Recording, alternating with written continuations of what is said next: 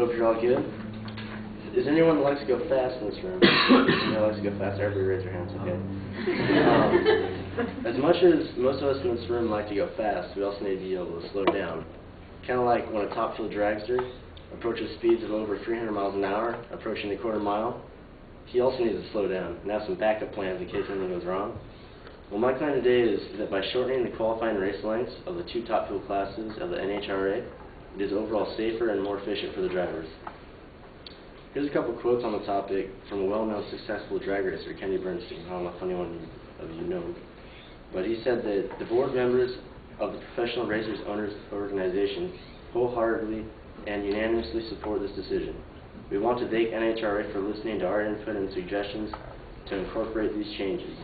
It is not lost on any of us that this constitutes change in our history of running the quarter mile, but it's the most immediate adjustment we can make in the interest of safety, which is foremost on everyone's mind. This may be a temporary change, and we recognize it is not the total answer. We will continue to work hand in hand with NHRA to evaluate other methods of making top fuel and funny car competition safer so that we might return to our quarter mile racing standard. Now let me give you some statistics and numbers that make professional drag racing so important. Nationwide statistics show that 49 people are injured for every 1,000 who participate in illegal street racing. An average of 135 people in the United States die each year in street racing accidents.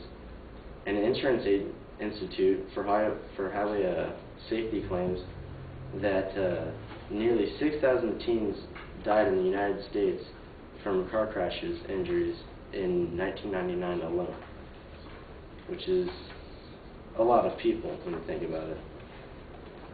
And one of the greatest examples I give you to kind of show you like what kind of an impact or what impacted NHRA to make this adjustment was which was a horrifying and fatal crash that from a former Top Fuel funny car racer, Scott Coletta.